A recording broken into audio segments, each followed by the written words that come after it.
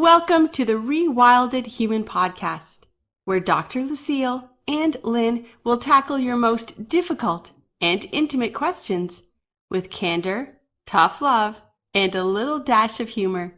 In today's episode, wellness practitioners of any kind get away with stuff like this because people just leave and do not give them any feedback. And I think that's really crucial. What are the tools? How can we manifest the things that we want? Lucille, what do you think? I think we all are manifestors. I think that's part of the human condition. It's just that we are conditioned from babyhood to not use that power.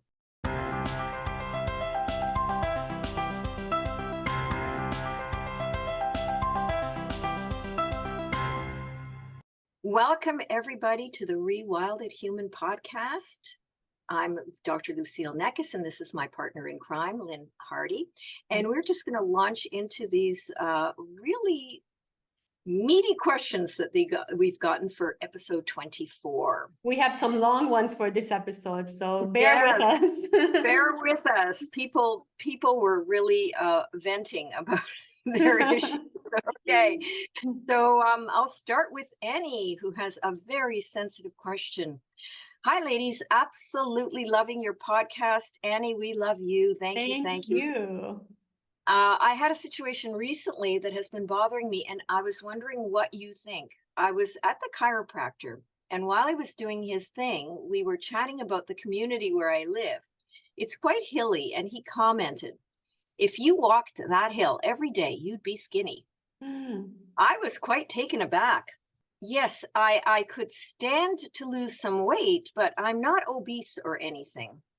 I quietly mentioned that I had, in fact, been walking it quite often and that I recently lost over 15 pounds.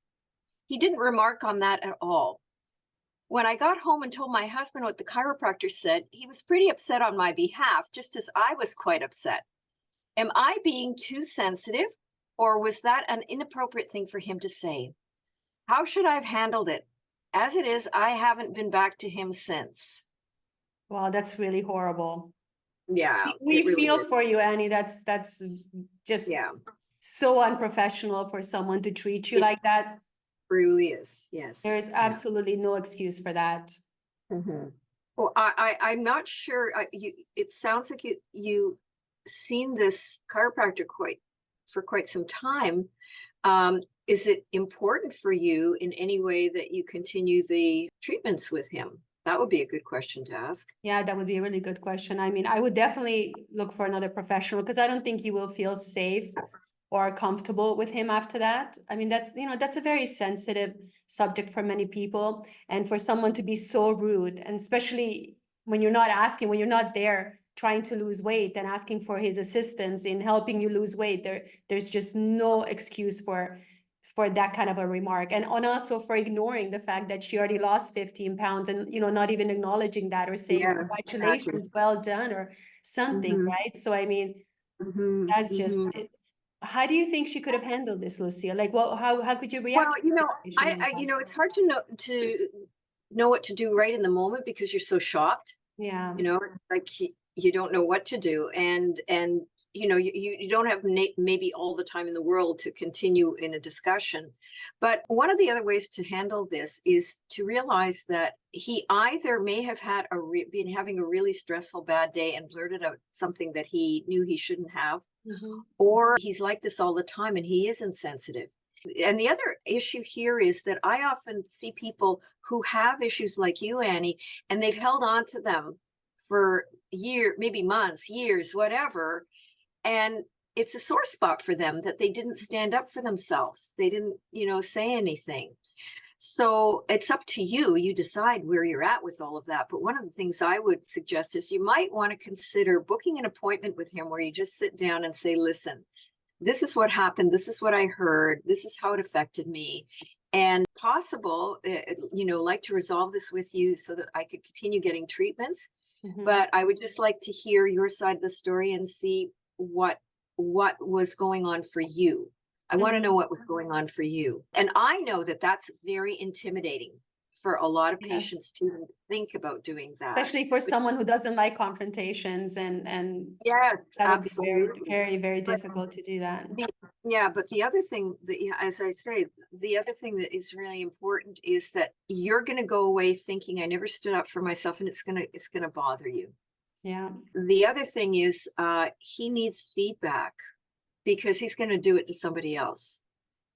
And Yeah. while that's not your responsibility, but the thing is that a lot of wellness practitioners of any kind get away with stuff like this because people just leave and do not give them any feedback. And I think that's really crucial from my end of things. It's really crucial. It doesn't even, he may just, for example, apologize and say he understands where you're at and he's very sorry, and it could work out well in the end for you. And even if it doesn't, well, at least you know that it is time to move on, and you at least said your piece. You stood up for yourself. Yeah, I Which think you're right. That is really important, because I think that's why she's carrying this with her, that, why didn't I say something? Why didn't I do something? And yeah, what do you think about, rather than confronting him face to face, like sending a message and saying, I felt very absolutely, uncomfortable during our last appointment, and it made me absolutely, feel really horrible. My weight is a yeah, sensitive issue for me. And for someone to point this out to me without even asking for your opinion is very, very hurtful, especially from a healthcare professional that is supposed to be there for my, for my body, for my yeah, mental health, for everything. It's just very inappropriate, and it made me feel very uncomfortable, which makes me more reluctant to come back to you for treatment. And, yeah. the trust has been broken. Certainly, yeah. You could do it via email. You could do it via phone, whatever feels right for you. If you're feeling really, really anxious about doing it in person, absolutely, Yeah. find a more distanced way of doing it. But you will feel better about yourself, whatever the outcome. At least you were your own best advocate. Yes, I agree. I agree. And that is definitely the way I would handle it. It would be very difficult for me to go and do a face-to-face unless I do it right away.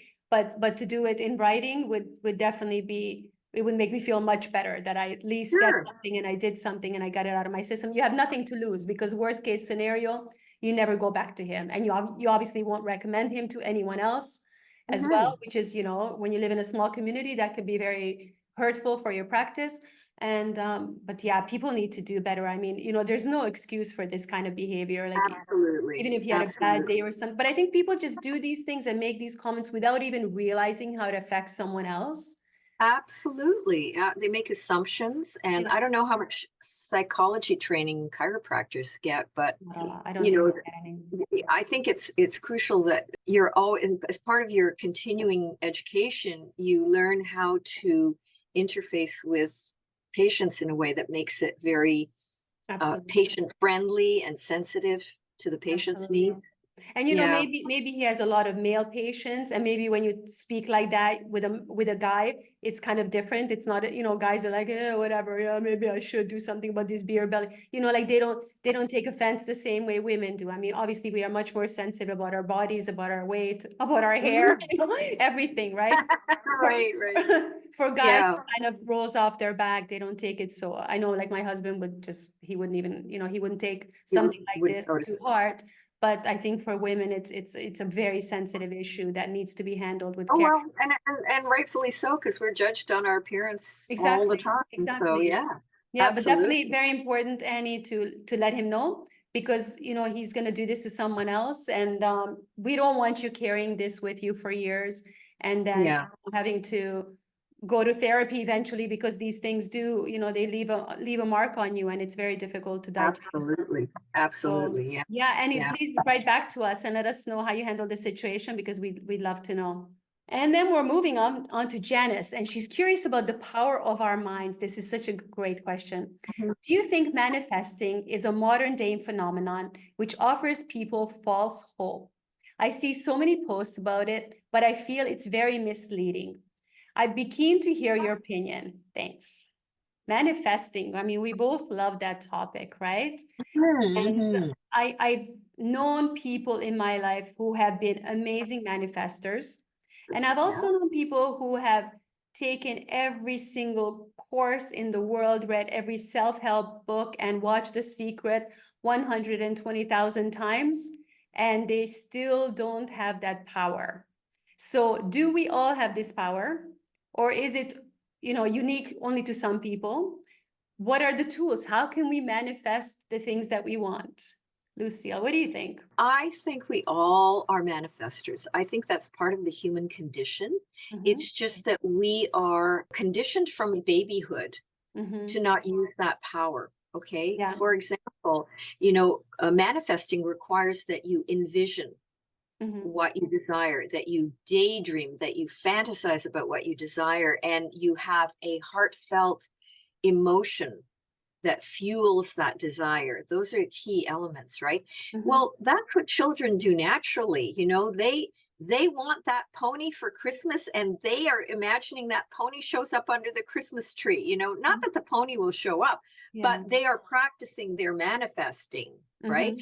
Maybe a stuffed pony will show up. I don't know. Yeah. But that's key to our ability to manifest. And we are, systematically told over and over again, stop daydreaming, focus on the math problem at the blackboard, and and just hunker down, do your homework, and forget about envisioning anything, right? It's true. It's not something that's just for a few people. We all have the power to do it. Some people are just perhaps luckier than others in that maybe they got a little more support to be manifestors from their own parents or people around them.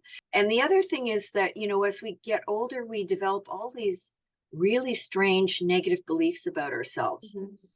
And one of the things, even though you're trying to manifest like crazy, one of the things that can get in the way is a negative belief about yourself, like, I don't deserve it. I've got an interesting story about this, Lucille. This was, okay. I've carried this for like 20, 25 years. I read this, I think it was in a book or a course or something. So this lady, she wants to meet the man of her dreams. And she's like, she has him envisioned. She knows exactly what he wants. So she's told to write down exactly what she wants, what he would look like, all his qualities, everything. So she puts this all on paper or in her mind, and she sends it out to the universe. This is my perfect man. She sends it out. And then they said to her, okay, when you send this out into the universe, so this guy's out there and he's reading the paper. He's like, oh, this is me. This woman's looking for me. But they said, when you send this out into the universe, what is the PS in your letter? And she said, the PS is, a man like that would never want me. So this guy's reading the letter. Here's my woman. She's looking for me. And then, like a man like that would never want me. So next, so what is the PS in your manifesting? When you're thinking about a car, a dream job, a dream man, a dream house, when you're trying to manifest the things or just happiness, simple things, more free time, what is your PS? Is it, oh, I don't deserve that. Oh, that's only for rich people. So those things can ruin the manifestation, right? So quickly. And the other thing that I see, not just that you don't believe in yourself, but I think we talk a lot about frequencies, what frequency you're at. And Stuart Wilde, I used to love Stuart Wilde, and I read all his books and saw him in person. And he'd always say that if you're in a certain frequency, nothing bad can happen to you. Like you'll miss the plane that crashes, you'll miss the accidents. It's like you're in this high frequency and you're protected. But when you're in a low frequency, then it's very difficult to manifest anything, and it's very difficult to draw good things to you. So by raising your frequency through the right diet, through being outside, through nature, through sunshine, grounding, all of those things, you raise your vibration, and all of a sudden manifesting just becomes natural. And not only does it become natural, you manifest even more than what you can dream of, because the universe gives you, I really believe the universe gives you not just what you need, but not just what you want, but what you actually need. And sometimes you don't get what you want because you find out later, oh my God, thank God I didn't get what I wanted, because there was something so much better for you, waiting for you. Have you experienced this, Listen? I'm sure you have. Oh, I had such an amazing set of miracles happen at the time that my mother was dying. And I won't go into detail because it's a very, very lengthy story, but she was dying. She lived alone in another city, 2-hour drive from here. I still had an active practice, and I was just beside myself because I had to take care of everything And what happened was I made it my intention that whatever would happen, I would be in a state of love. I would just be in a state of love for her. And that was it. And as I made the intention, I remember I was driving to where she lived, and I could feel like it was like a giant cosmic hand came and erased all the emotional pain that had been there in my relationship with my mother. And I almost felt like I was floating. And I had that feeling for, I think it was most of the, I think 2 or 3 months that it took to help her die. And everything happened just the way we needed it to happen, even though there were so many obstacles. I managed to get her into a hospice that had a huge waiting list. I never thought we'd get in there. And lo and behold, within a few days of putting her name in, we got a bed for her. And there were just so many amazing stories of things that happened. And I was in that higher frequency, that love frequency. And that's why everything happened the way it did. We met just the right people who knew how to open doors for us and get her what she needed and keep her comfortable, and who took great care of her. I mean, it was just like such a gift. And I am the kind of person, I would block manifesting by saying, I don't deserve. That was my big pattern. Yeah. But in this particular experience, because my frequency was so high, it was just like miracle after miracle after miracle happened. How did you overcome your negative frequency? Because you were saying like you were I for the I negative didn't even mindset. think about it. I You honestly just didn't even think about it. It was just I was carried by this divine emotion. intervention, no? Yeah, it was just the emotion of love. I felt like I was floating above everything, including my own negative beliefs. It was just Yeah. like, it was not as hard as I thought it would be, even though there were so many obstacles. It was just so easy. And it wasn't about me thinking, oh, I better think I deserve, I better think I did. No, that didn't even enter the picture. It didn't Yeah. even enter the picture. Yeah. That is amazing. Absolutely amazing. Yeah. So Janice, if I can do it, you can do it. Anybody Yeah, can do it, honestly. absolutely. And I mean, Yeah. maybe we'll do a whole episode about manifesting because we have so many stories and so many amazing things to share with you guys. And Mhm. but definitely, I don't think it's just, modern day quackery or, new age thing. I think it really is a reality. You just really have to believe in yourself and believe in what you want, and also believe that it's for your higher good. Obviously, if you're trying to manifest something that is for your higher good, but not for someone else's, then you're kind of messing with the universal law, which you shouldn't be doing. So there are a lot of factors at play. But yeah, I do believe deep in my heart that anything's possible. Yes, absolutely. Okay, so we move on to Carolyn. Carolyn is curious about surrogacy. Ladies, I'm really enjoying the podcast. Oh gosh, another fan. Thank you so much, Carolyn.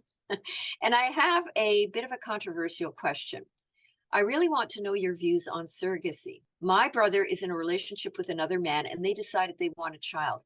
They're fairly well off, and they're looking to hire a surrogate mother who will also donate the egg. I'm having real ethical issues trying to digest this. First of all, the mother will be the biological mother and will be energetically attached to the child, but will have to give the child away for money, like a business transaction. Additionally, I feel that children need both mothers and fathers. Am I just being crazy and old-fashioned? Should I voice my opinion and risk alienating my brother, I should say? What if the child suffers irreversible emotional damage?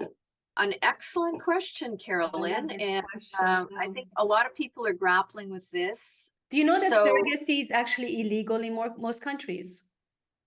is it really? Yeah, It's I know. not, yeah. It's In not most countries in illegal Europe as here. well. I think Ukraine, it's legal.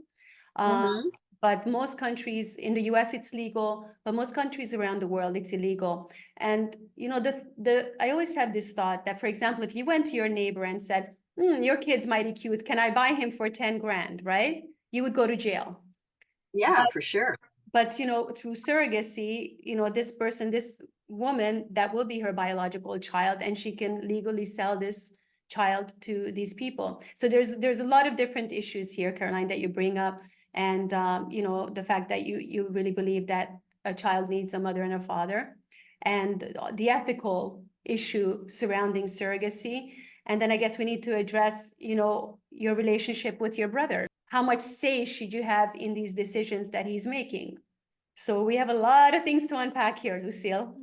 Yeah, I think I will just right off the top say I empathize with you having issues with this. I really do, because it is not so cut and dry when you're talking about something as precious as raising a child. Everything that you can give emotionally, physically, spiritually, everything, you want to really be there for that baby. And when you're sort of creating a rift, it's creating a rift between a mother and the child, for the mother to give the child up. I know there are a lot of people who say, oh, but this is my contribution to this poor couple who, are really wanting a child but can't have one.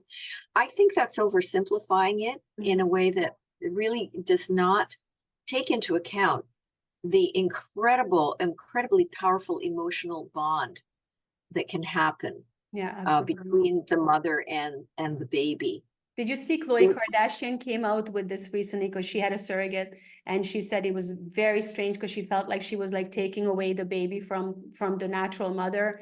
And then, she didn't really feel anything for this child because she didn't carry it. And it was just, all kinds of different lot of emotions that came up for her. And she came out and she spoke publicly about it. And I think it really was shining the light on surrogacy and the different issues that are just not talked about that often. And when you're pregnant, for example, if the mother gets sick, the baby sends stem cells to the mother to repair her body, to heal her. I mean, that connection, that energetic connection is like, I'm getting shivers just thinking about it. Yeah. And then to just put a dollar sign on that. And so lots of issues there.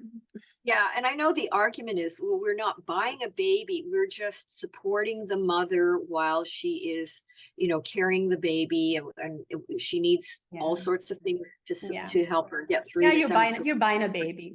Yeah. But you're buying, and I think people, again, they oversimplify the whole situation. They don't look deeply enough into it. And when you go to adopt a dog, you have to go through this whole screening before you can adopt it. But I can just go to anyone and say, here, carry a baby for me. And so Sorry. And I know there are certain relationships where this happens, where the mother is somehow incorporated into the family, which I also think is like emotionally fraught. Like that is complex. Yes, the mother's still there. Yes, she has a bond with the child, but then you've got three people who are trying to make complex decisions about this child. The mother essentially becomes part of the dyad between the two parents who adopted this child. The whole thing is just so complicated. So yeah, and as far as your question about talking to your brother about your concerns, I always think that it's worthwhile not pretending, just not to pretend, because I know your brother probably hopes that everybody in the family and his friends and everybody are going to be wholeheartedly in support of this. Yeah. But I would say that they'll know if you're pretending. So I would say try not to pretend, but at the same time, you may just be honest and say, well, I just have some questions and concerns about it. And I know it's not my business, because really it isn't. Yeah. But I think that there's also some kind of ethical imperative in all of us to speak up for a child's welfare. Yeah. Right? Like, if not to say, oh, no, don't do this. This is wrong. I don't mean that you would go as far as to say that, but at least ask questions. In a non-judgmental, non-accusatory manner, like, well, it's a pretty important bond that a mother develops with the child. Do you think that's going to affect how the baby is going to develop? Have you thought about that? And, you don't have to push it. You just have to say, this would be my question. This is my concern. And, if it's up to you what you do with it. Yeah. And obviously the baby's going right on formula and everything. But yeah, I mean, that's not really The thing is, I guess it depends on how close your relationship is with your brother, how Right. open he will be to receiving your feedback. Ultimately, he's probably just going to make his own decision, and you won't have a say in it at all. And I guess if Mhm. you want to be in in his life and in the life of the new baby, that your niece or nephew, then you have to sort of accept this, even if you Yeah. don't agree with it. It's very, very Mhm. difficult. Of course, it's very different also for a child to grow up with, two fathers rather than a father and a mother. And, people Mhm. say it's normal. And in today's world, I guess it's supposed to be normal, but I strongly believe that children need a mother and a father. We'll probably get Yeah. canceled for saying this. But, you have a completely different emotional attachment to mothers and to fathers. And I'm sure you deal with a lot of patients who have grown up without a father or without a mother, and the scars that leaves on your well-being is enormous. So, I can't say we didn't bring our own judgment into this, because we did, and that's what we do. Yeah, ultimately, you need to speak with your brother and just be gentle. Don't be Mhm. very forceful with your opinion, because you're not going to change his mind. And it's probably not fair to want to change his mind. I mean, if we were in his situation and you're with the love of your life and you want a baby, there's no other way really to do it. So somewhere you have to kind of accept this, and all you can do is, love that baby and be the mother figure, or be like the dominant female in the baby's life, to provide that kind of nurturing that women are normally born with. I mean, as far as the child suffering irreversible emotional damage, all you can do is hope for the best. I mean, these situations are happening all the time now. Yeah. One thing that does happen, it's very, very common, is even if the child doesn't have, irreversible emotional damage, so many of them long to know who their biological mother Mhm. was, Yes. or biological father, one or the other. And so they often go on incredible searches Mhm. to try to find that person. So if Yes. this surrogate is not going to be in the child's life, you may well see that the child starts yearning. Once they understand the situation, they start yearning to know who their real mom was. That certainly will be. It's very common. It's very common to see that Yes. happen. Yeah. Yes. Very, very complex issue, but we wish you the Yeah. best of luck, and we hope that your good relationship will continue with your brother. Yes. Yeah. So this brings us to our last question of this episode, and this is Andrew, and he's worried about retirement. Hello, ladies. I love your podcast and listen every week. Look how nice. Oh, we I mean, have there's so so much many information. great fans. Thank you, I love Andrew. it. I love it. And I have a question for you guys. My wife and I are about to retire, and I'm terrified. We've been married over 25 years, but most of that time was spent working, with a couple of hours together in the evening. But now, all of a sudden, we will be together 24/7. And I can't even imagine how that time will be spent without killing each other. Don't get me wrong, I do love her, but I can't imagine spending all my life, all my time with one person. Meanwhile, she's so excited about having more time with me. How do I cope? I think this happens a lot, right? Andrew, Lot. I'm pretty sure you're not alone.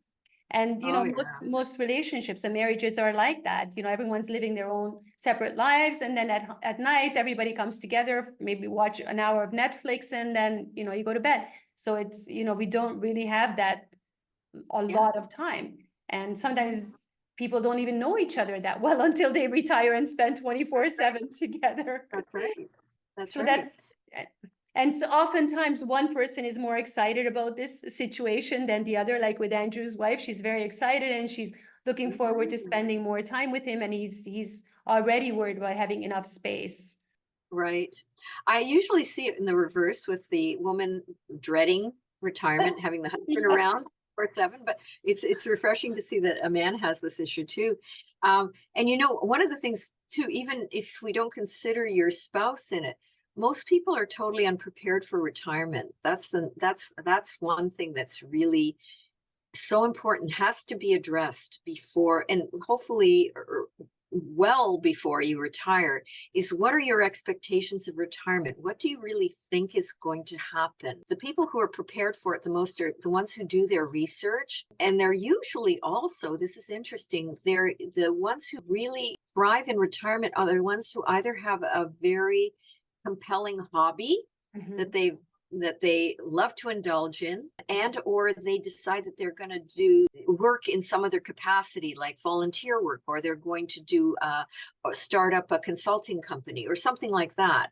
Those are the people who usually do the best. The people who do really poorly are the ones who just assume that somehow, without them planning, without them organizing their lives, without them thinking about it, retirement is a little bit like the next step toward heaven. It's just everything is magically going to come up roses, and it will all be fun and rewarding and all of that. But it often people are then really surprised that they start feeling, kind of bored after a while, or depressed. They don't feel they have a reason to get up in the morning. There's no sense of purpose. That you miss that no sense of purpose. Absolutely. So I think it has to be dealt with also on an individual level first. So, Andrew, if you haven't already thought about it, I would say, think about what your vision of retirement is, what you would love to do with your life. And then it is really, really important to have that discussion with your wife, because both of you then need to, each one of you will have your own individual plan for what you want to do with your retirement. But then there, as you point out, it's really important to have a shared vision of how the two of you can make retirement rewarding for both of you. So that requires a lot of communication, and your wife will also have to think about, well, what would retirement ideally look like for her? What would she like to create out of retirement? There's just so much about it. Like it's really unfortunate. A lot of the time we focus on the finances, the financial side of retirement, but we don't help prepare people emotionally for what it can be a huge shift in their lives. Absolutely. It's just huge, right? Absolutely. Yeah. Well, I know that you, Lynn, probably aren't facing this at all, because you're always going to be working just like me. Yeah, most likely, yes. But we kind of went through this because we sold our companies back in 2008, and we said, okay, we're going to retire. And for me, that was fine, because I do so many things. I'm out and about and busy and everything. But my husband, he doesn't, he's a homebody. So he was actually just sitting at home, and without the purpose, without being like the owner and the manager of this big company and all this. And he went into a really deep depression because he just didn't know how to handle it. Like, all of a sudden, what do I do? What do I do? So you're so right, Lucille, that you need to have a purpose. You need to have something that you keep doing. And I've kept active and wrote books and doing the YouTube channels and all kinds of stuff. So I'm doing a lot of things, but without that. And I think it's really important, Andrew, that you guys have separate hobbies as well. Like, it's going to be really nice to do stuff together, but it's really important to have your purpose separately also from your wife, and for your wife to have her own friends and her own interests, and for you to have your friends and your own interests, because it's very difficult to be with someone 24/7 all the time. And I think you actually appreciate each other a lot more when you have your separate hobbies and your separate interests. So I think that's super important. So don't force yourself too much on your wife, don't let her no, but it's important, because it sounds to me like she's looking forward to some freedom as well. And maybe that freedom doesn't involve being with you 24/7, and that's fine. It doesn't mean she doesn't love you. It just means that, she needs to have her own space, which I think is very healthy in any relationship. So I think, like Lucille said, sit down with your wife and discuss what are our plans? What are our mutual plans? What is your plan? What is my plan? And how can we make this, like, seriously the best years of our lives?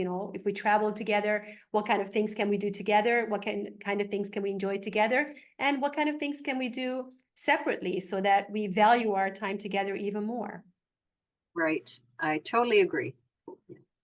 Yeah. Okay, Andrew. So have that conversation with your wife, and keep listening to us. Thank you so much for your kind words. And write back to us and let us know how you guys are making out. And congratulations. I mean, it's very exciting to be retired and everything. You're starting a new chapter of your life. It's very exciting. Very exciting chapter for sure. That brings us to the end of episode 24, guys. Thank you so much for listening. We appreciate your comments and we appreciate your support and your questions. Keep sending them in. We look forward to them always. And, don't forget to like, share, subscribe, all of those things. They're super important. If you have any friends that would benefit from listening to this episode, please share it with them. We appreciate that so much. And in next episode, we're going to talk about sex. So we're going to talk all about sex over 50. Stay tuned, everybody. You won't want to miss that one. Thank you guys for listening. All the best, everyone. Thank you. Bye-bye. Bye-bye. Bye.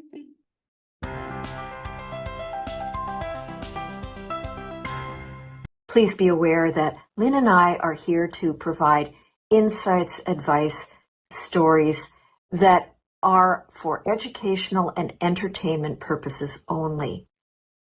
None of our content should be considered to be personal, medical, or mental health therapy. If you are experiencing a mental health or physical health challenge, please consult the appropriate healthcare specialist. We are here to provide the best possible content in an atmosphere of positive conversation and personal growth.